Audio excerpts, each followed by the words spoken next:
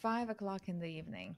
Friday. Wonderful guys here. Friday evening. Yeah, Friday evening in Singapore, Friday noon in Lithuania. This is how we do here our CEO world record. So without further ado, here I am, Laura, today representing Srikanth, who is representing again Singapore, right? With his amazing company. And he will tell everything about that and why it is making a world a better place and other things. So without further ado, Srikanth, what are the things we should know about you as a leader and your company? Wow. Uh, I remember a very famous saying which goes, "Who left his fingerprint on my imagination?" So I think one of the things that we started, from my own personal experience, I've lived in multiple countries globally, so that's obviously left a huge fingerprint on my imagination. And you kind of alluded to the company name Moving Walls. And one of the reasons we came up with the name was that if you moved walls, you could see beyond your line of sight into the future and remove the barriers. So we call it no boundaries in our thinking, in our execution. So I think those have been really the things that have driven me as an individual and into this attempt that in this avatar of building moving walls as a business. I love the name. Just before we hit the button record, I mentioned to Srikanth that I got so attracted to that name. It just really pulled me in to look deeper. Who is the person standing behind that? Because, a name, yeah, we can say that it's like it means a lot or nothing, but still, when we intentionally design our business endeavors, I do believe that the way we call it, it gives us something, right? It's like identity part. So Srikanth, let's go to the world record question. So how is the world better off because you and your company are in it? Um, I mean, at a very operational level, yes, I think all businesses have the same objective, which is to, um, you know, uh, uh, deliver on metrics like business metrics like revenue, profitability, etc. Now, that's what I would call in a framework of um, why, how, and what. I would say that's the what that we are delivering in terms of business results. Um, but then, if you take it a slightly higher elevation of why, then we are all driven by a vision that we see when we start building a business. For me, that vision was about how the experiences in the real world are going to change dramatically with media. And small fingerprints that were left on my imagination were watching Blade Runner, the movie 30 years ago, where you saw these buildings that could talk to you, you saw these flying objects and the future as it was set then. And watching movies like I'm obviously very inspired by Hollywood, because I think they spend a lot of time and energy in terms of predicting what the future would look like. So obviously, that's one part of it in terms of making the world more experiential as we move around it. Um, and then there is always a social element to it as I started looking at it. And if you look at every business today in the last 10, 20 years, it has been all about the connected economy, where you're trying to remove um, between supply and demand in various industries. You're trying to optimize and you're trying to deliver the best that you can. So, in a very similar way, moving walls is about uh, also removing the gap between supply and demand in the media space in the real world, but at the same time using that knowledge to build experiences that are relevant to the community that we live in. Hmm, that's beautiful. And for how many years, guys, you've been removing walls and moving them? I think this is our seventh year in terms of Okay. the company was incorporated probably in 2014, but to build a platform, we kind of started the journey in 2016. So it's Okay, about a 7-year journey now. And I see. yes, we started in Asia. We are headquartered in Singapore, and then we kind of expanded within Asia. Now we are in Middle East, Africa, Latin America. Uh, Small presence in Europe and US, not significant, but hopefully as we grow, that would also be addressed very soon. Of course, it will naturally happen. What I want to like tap into, because you feel such from you, there's this warmth energy going, and I thought to like kind of go into the maybe that first moment when you made a choice to design this type of company and to to walk on that endeavor. What was that purest why, the one you recall behind that decision? Um, Now, if you look at, again, I go back to the basics of a supply and demand. When there is a mismatch between supply and demand, a couple of things happen. There's a lot of wastage that happens.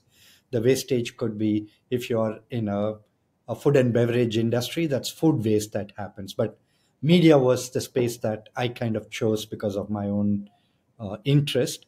And even in media, I felt there was a lot of wastage that perhaps could be put to better use. Hmm. So if I bring Hmm. that into a practical situation, one of the first campaigns that we ran was called Moving Minds. And while we opened it up to brands who were paying, we also said we would support causes which could not afford to pay, but they had an idea, they wanted to communicate it in an experiential manner. And one of the Hmm. earliest causes that we supported was a cause called Save the Turtles. So the turtles in a particular place in Malaysia was being protected, and the NGO which was supporting that, they came to us and they said, "Hey, we have a cool idea in terms of how we could use this media to communicate it, but we are an NGO." So we said, "Okay, we will do it pro bono and execute that campaign with some media that we did not charge them for." So I think eventually, so if you look at the pure why, I think to me there is, the real world should have magical experiences which make sure that we enjoy as we move around in a city. So whether you want to call it smart city, connected cities, experiential, etc., that puts a smile into our faces. But at the same time, by building a system which has the ability to connect the supply and demand of media in the real world, you have the Hmm. ability to take the wasted media and perhaps offer it to causes that then brings it alive in terms of social responsibility. Hmm. That's interesting. I never even thought about, that type of industry. And I just wonder now of, throughout all these years, you've been, yeah, nurturing your business. How do you feel year after year? I believe there are moments when you sit down either alone or with your family or, reflect. And could you take us through the kind of feelings or like evolvement of your journey? Right.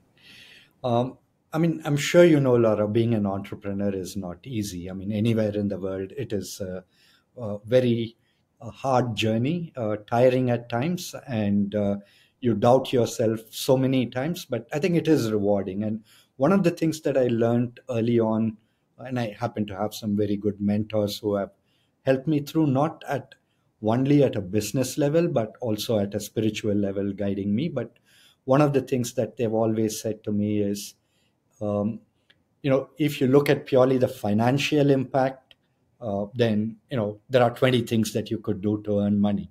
But the question is, what is it that you want to do and how you want to do it? I mean, why is important? How is also important? And one of the things they've always said is, you know you stand back and look at the number of jobs you have created, number of families you have supported through that journey. Um, and I'm sure, I don't want to be egoistical, that if they were not part of Moving Walls journey, they would perhaps find something else to do in their lives. But making their time in moving walls relevant and enjoyable is in itself something that you should look at and be proud of. So to me, that's how I look at the how. Whenever I have the doubts, I turn around and say, how have I positively contributed to some people's lives in terms of enriched skills, perhaps enriched opportunities, and which is one of the reasons when we built Moving Walls, we also kind of said no boundaries in our thinking. And while in some markets it is natural, if you look at as a small company, we are only about 130 people, but I would say we have about 17 nationalities working for this company Wow. across multiple geographies. So in that sense, each one has to find their own motivation. But for me, that in itself, I believe, is a major motivation. Yes, we all need to make money. We all, we run a business which has an element of commercial outcome that we need to deliver on, and I have shareholders that I report to, and I need to do that. But at the same time, how you do it and why you do it could be motivations which are not necessarily just bottom line driven. It's also how you do it. Hmm. Yeah, you so eloquently described the moment of the question, like, what is it? What is it I want? What is it like you want as an entrepreneur or as a leader? I guess it is quite easy to lose that anchoredness of your own, like really that the why beneath the why and beneath the why, because there is just so many requirements around us, right? And what I wanted to go from now it is that it's often we look at our business definitely from kind of value creation from outside in, which is absolutely needed. Otherwise, we would not, do the basic, like really basic things. But then, because it is a marathon, it is a long-term journey. It's just so important. I know for myself and other of, both our clients and people in our world that it is so important to have that clearness of the why, like what is it I want. And I just really want to emphasize the question you brought, and even not even be afraid to stand still and just go into that question and get that answer in front of you, because that is gonna give so much energy, right? And kind of it's gonna give a lot of resourcefulness, I believe, as well. And And now if I going may to say the so, Lorna, Sure. one of the things that attracted me to what you were doing, I said, wow, you are touching and impacting probably 1,000 leaders in a very, very positive way, right? I mean, so eventually, I think it's about that we make a difference. And, at the end of the day, in our limited way, we try and make a difference to the people that we work with. And eventually, yes, that does deliver a business result.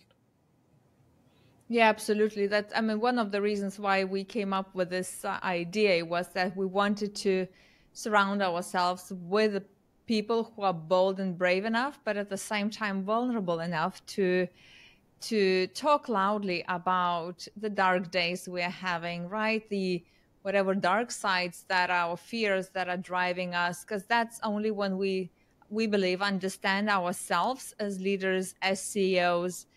Um, then it is far more in a way easier, I believe, to look at people, I mean our people, and like humanity around us with compassion, and not kind of maybe it would be easier even to weave nonlinear kind of thinking, nonlinear business practices to the ones we already know, the pragmatic ones, the top down approaches, because we are humans, and that's and the holism kind of the has to be weaved in the impact and wealth. It can go hand in hand together. Yeah, where I want to go from now, it is to talk about you mentioned about the doubts, and I did too. Are you aware about certain, dark sides or the same doubts or fears that are driving you, Shrikant, towards? Um, if I may say so, Laura, I mean, pressure is something that shapes, you know, as somebody said, pressure is something that you need to excel, but at the same time, you do not want pressure to kind of become a fear or for it to become something, that hinders you from doing your work. So I think if you look at overall, and even if you bring it to context to the current world that we live in, obviously there is a bit of fear on what is happening in Europe, how does it impact businesses, and we can already see the sentiment impacting the business confidence. And so there's a lot of uncertainty on one hand, um, you know, from purely the society economy that we live in. And then you have, obviously as a technologist, I'm delighted and I use AI a lot, but we also know it's got another implication in terms of taking away jobs, and it's changing the society that we live in. So when we look at both in terms of current economic conditions, current geopolitical conditions, there are a lot of uncertainties. And then when you look at even technology shaping the way we work, there are some uncertainties that we have to deal with. So obviously, to me, these are threats that we need to watch out for, and obviously that kind of creates doubts in our minds. Um, and that's at a macroeconomic level. Then at a Mm, microeconomic level, operational level, you would have a lot more that's unique to every business. But to me, I always say use the word energize. To me, the only thing I can control is my energy and my team's energy and motivating them to do the best. The rest of the macroeconomic conditions are beyond our control. And to me, I would read them, I would study them, and then perhaps say, how do I work smarter and harder so that I can still build the business given what I don't control? I think that's really how mhm. I've looked at the business. Hmm. Yeah, it resonates with me. It's fascinating how you are mentioning that, the outer kind of imbalancing power, and then still the awareness where what is it I can do? Where is my power, right? It is about controlling my own energy and the energy of your team. Let's go deeper into that, because one of the main as well goals of this world record was to interview each of these ethical and impact driven leaders as you, Shrikant, and understand what type of kind of practices, maybe practices you are not even aware, the practices that are not existing yet in any managerial books, you do to control your own, your own energy, your own vibrational and open thoughts, and at the same time, yeah, do the same with the team. Could you elaborate about that? Um, I mean, from purely an operational process, we try and follow an agile methodology where it's about the work, it's about the what needs to be done, not necessarily about titles, not necessarily. And I keep reminding the team, I may be the founder CEO, but as long as I draw a salary from the business, I'm also an employee.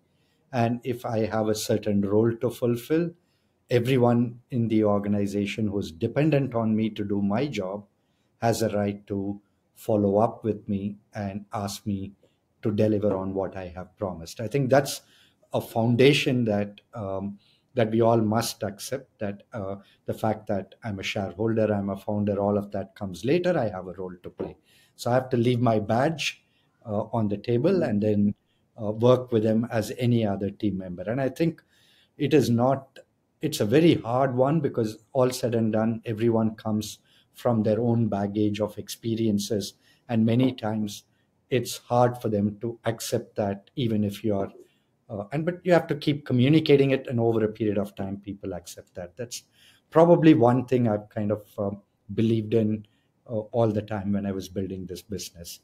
The second aspect that I believe in is, and I kind of touched upon it earlier, that every one of us has got a strength now, and every one of us has got a weakness. And we all know when we fight the weakness, we get de energized. When we operate in our strengths, we are energized. And then our ability to deliver goes up significantly. Um, so, my second belief, and I keep telling the team, is there are some strengths that you need to bring out, understand, and make sure that you're capitalizing on. Yes, there may be some weaknesses that you may need to work on over a period of time for you to become a well rounded person. But if you're able to collaborate effectively with someone else who has a strength that's your weakness, then overall as a team we deliver. And again, um, some of these concepts may or may not be new necessarily, Laura, because but these are things that I've tried to adopt in my business. That one, leave your titles behind, focus on your role in that team, and focus on your strengths and get to understand your weakness. And while you're working on your weakness, getting it to be at least a well-rounded person needs to work on some weaknesses. But meanwhile, you learn to collaborate with others so that you're able to overcome your weaknesses. I think that's kind of helped us as we have built this business. And third is, as an organization, I truly believe that everyone should be rewarded. And I've taken a slightly unique model at this. Um, One is uh, to attract talent. As a small young company, it was the biggest challenge, right? I mean, because we couldn't pay top dollars, we were not necessarily a Google or a Microsoft or an IBM or a big name for them to be get attracted. So we worked on a model where I hired people who were 50 years and above, and I hired people who were 30 years and below, right? So I my see. model was very simple, that I started an internship process, and I took on a high number of interns, disproportionate number of interns who were in their early 20s, perhaps graduating, and as part of the university curriculum they had to do a 3 6 month internship. And that's where I even took on interns from Europe into Singapore and Malaysia, and I offered an opportunity to learn. And through that process, people who liked the business and stayed behind, and they continued. So I had a good young 20-year-olds who were willing to work, perhaps at market salaries. I did not necessarily offer them any less, but I did not have a brand. I did not have a big name that I could offer to them. Um, Meanwhile, the 50 plus, we took on a model where I looked at them and I said, listen, you've done fairly well in corporate, and perhaps you have reached a certain position, both in terms of financial and in terms of achievement. But the one thing I could offer to you is an ability to build something new from scratch and be proud that you built a company, right? And obviously, it came with some benefits like equity options, etc. But to me, that's how I started building the business. I did not, at one point in time, I didn't have anybody 30 to 50 years old. So it was above 50 or Hmm. below 30. And, and, Very and smart. Just so smart. yeah. Okay. And if we now take wealth or profitability, as a simple word, and impact, or that biggest audacious legacy, right? We are aware of that we want to coax with our business endeavors by opening up to clients, suppliers, government, and the things you talk, like humanity and the planet Earth. How did you ever did you ever think how these kind of two elements could be merged into daily routines? And I really speak like into daily routines of my tasks, of my work. If I'm just one of the team members, is that even possible? That's a very difficult one, Laura. I mean, I know uh, it's I tried to answer it myself, so so I need some brains. No, at a very personal level, all of us need that reflection. So, to me, that's my meditative space in the morning, where you take 15 minutes, half an hour to yourself, and not think about anything. Kind of get your mind uncluttered, and then you start the day, and that kind of helps you to look at it differently and not carry the baggage from the previous day. So that's one part of it. But if you say as an organization, it's something that um, um, you tend to create in spurts, but I'm not sure whether you could incorporate it into a daily life. And I'll give you a practical example. Now, because we are a platform that connects all the media in the real world, as in the billboards that you see at airports, roadside, Mhm. office buildings, and so on. Guess what happened during COVID? Everybody stayed at home, which meant all my clients pulled the budgets out of this media, which means my revenue just tanked Yeah. overnight. Meanwhile, we are a tech company. Tech was going up, but the space that we deployed tech in was going down. So it was a fairly challenging period of time, right? So I was thinking, what do I do now? What do I do with my business development people? What do I, So one of the things that we did was we said, let's try and stay relevant with the clients that we work with. And we created a program which we called a fundraise for heroes, which were all the workers that were NGOs and others which were working on solving the COVID problem. Not solving, but at least the medical workers and volunteers and so on who needed funding. So what we did is we went back to the brands that we work with and we said, listen, I know you have stopped spending big amounts, but I'll tell you what, can you just spend $5,000 on a campaign? And that was the exact number I gave them. So as far as your books is concerned, you have spent 5,000 on a campaign. But what I would do is I would take that money and I would give you media in return. And the partners who own that media would allow me to run it for free. And thereby this money would be donated to charity, right? And so we built that model and we did that into $105,000 that we raised through this process. And we had an industry body overseeing it, and then we donated it back. Now, right through this process, my business was bleeding.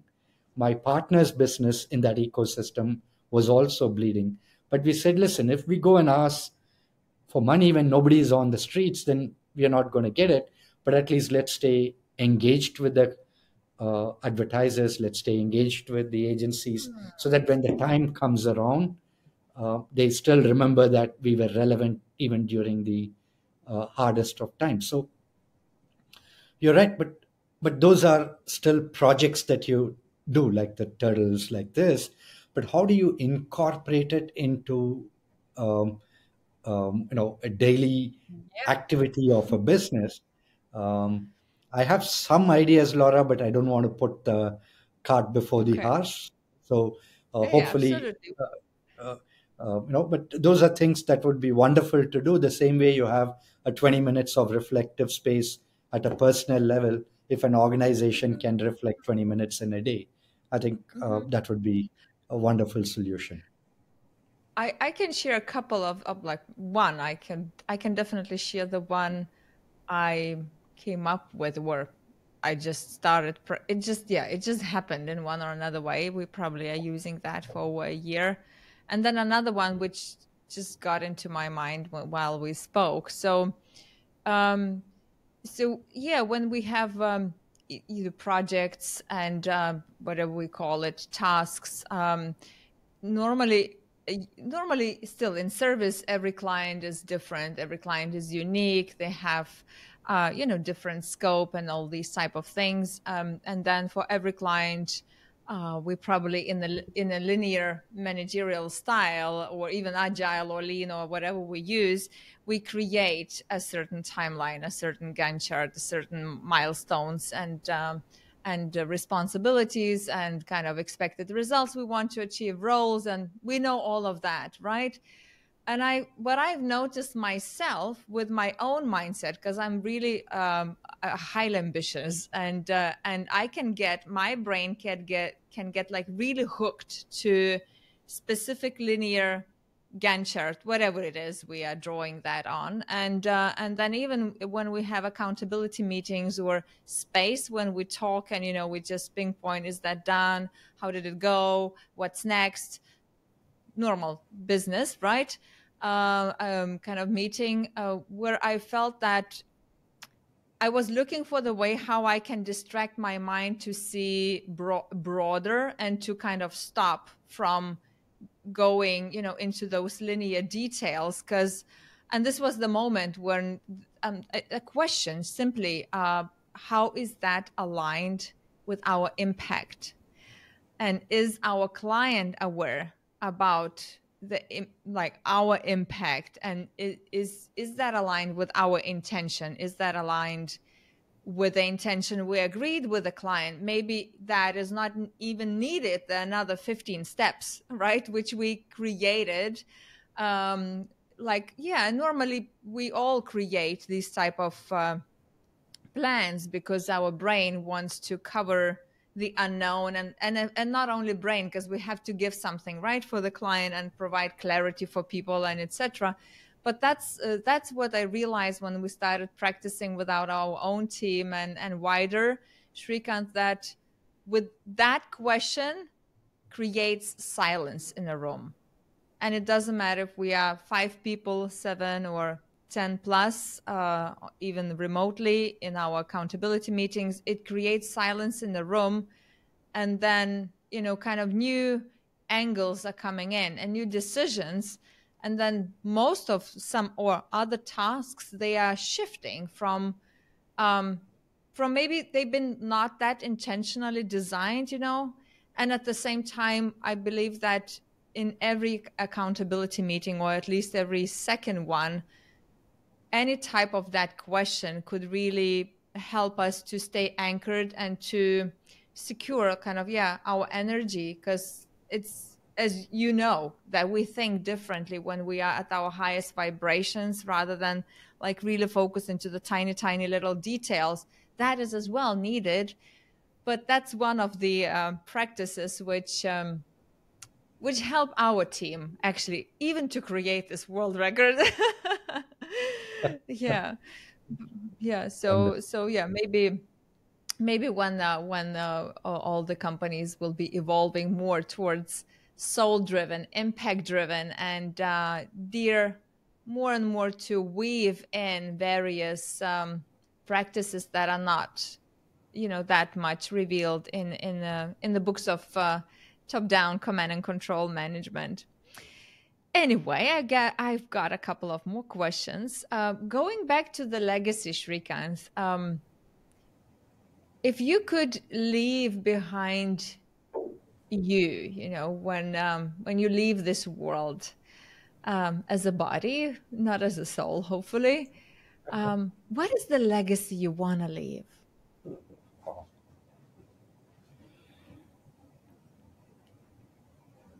No, it is about, the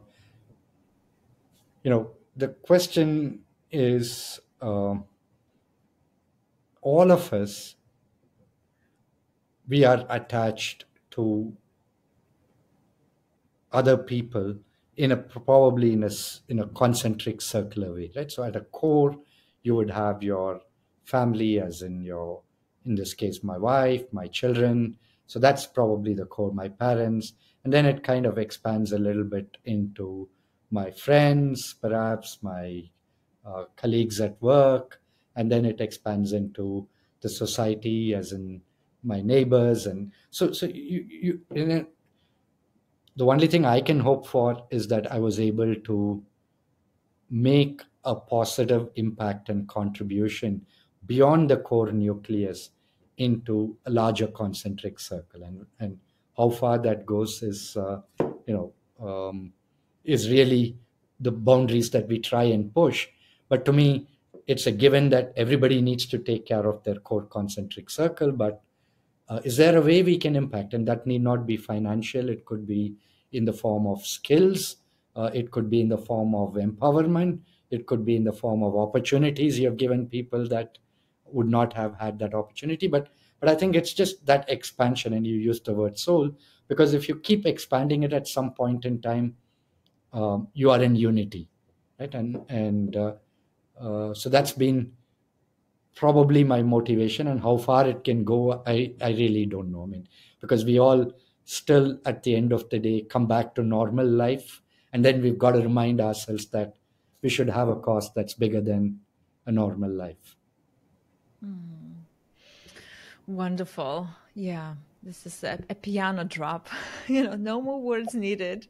So beautifully described. So thank you, Srikanth, for being with us. Thank you for noticing the CEO world record. Thank you for coming. And I love your company, what you do, not only the name, but that knowing that there are 130 people and 70, right, nationalities, and that you are 17, sorry, Laura, 17, 17, one. sorry. Yeah, 17. Yeah, it's the English, right? So it's because it's the second language for me. So anyway, and yeah, knowing that you guys are aware about you are aware about your own energy and energy of the teams, and trying to find the ways how to weave that impact into the daily, yeah, into the daily tasks. It's a lot. Already for as a value. So thank you so much for being with us, Srikanth. Wonderful. Thank you once again for selecting me, Laura, and the best wishes with your initiative. And I look forward to um, being part of your launch again later this month. Thank you, Laura. Thank you. Thank